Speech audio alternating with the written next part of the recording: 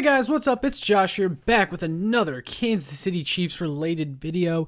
And today, right after the draft already, I've got another free agency suggestion.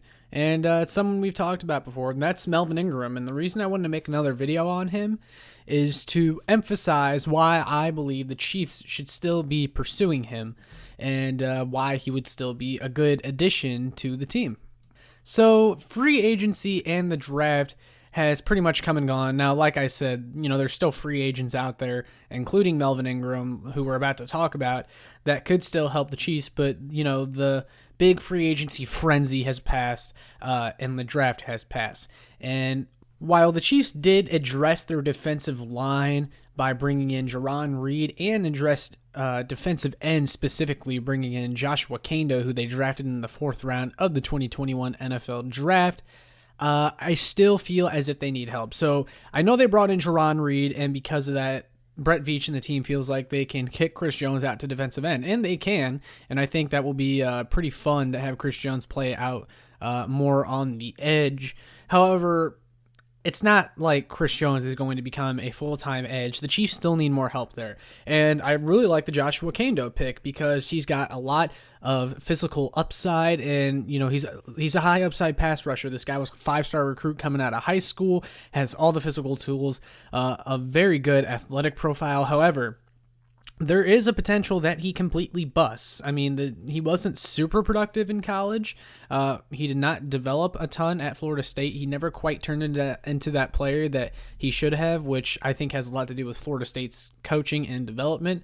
So this one will be on the Chiefs staff to try to get the most out of him. However, right now, you're making a leap of faith by selecting him in the 4th round. I don't really think there's any arguing that, although I do like the pick for sure. And then when you look at the Chiefs' defensive end position overall, well, who do they have? They got Frank Clark, who we've beaten the Frank Clark horse to death a ton of times. He needs help, though. That's for sure. He can't do it by himself. And now, while Clark has his own problems to deal with and, needs to improve on his own, the Chiefs still need help at the defensive end position opposite of Frank Clark. Assuming Frank Clark can step up this year, the Chiefs still need someone on the other end opposite of him, and they just need depth behind them, and I don't think they have a ton of that. So, I've mentioned Frank Clark. Like I said, I'm frustrated with him myself, and I think he's been overpaid since he's gotten to Kansas City, but that's a whole nother story. But behind him, let's look at who they have.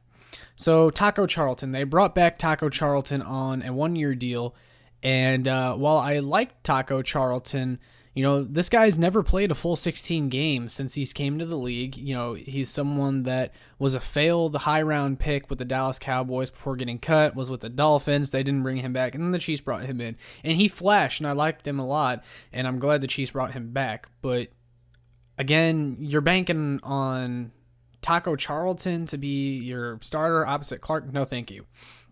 Mike Dana was very impressive last year, but for a 5th-round pick. But again, is he ever going to be more than a rotational, pass rusher? I'm not sure.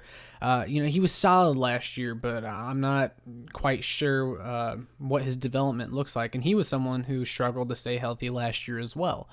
So basically everyone outside of Frank Clark, and maybe even Frank Clark, is basically a question mark. And that's not, a situation that I want. And in fact, one of the big reasons I think they should still sign Melvin Ingram is Brett Veach specifically talked about how they're always looking to add depth, even when you think a position doesn't need depth, because attrition can hit in the blink of an eye. He specifically mentioned how 2019, the Super Bowl year, Emmanuel Ogbah went down, Alex Okafor went down, and all of a sudden this position that they were loaded at, they were starting to look a little thin. So that's why I think bringing in Melvin Ingram would still be a fantastic idea.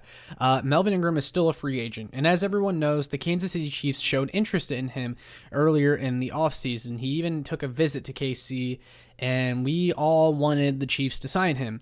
Well, it didn't happen. He left KC without a deal. However, Matt Verderame of Fansided and multiple other sources talked about how the visit went well, But really, kind of the main hookup here was Melvin Ingram's price. He was too high and KC was too low.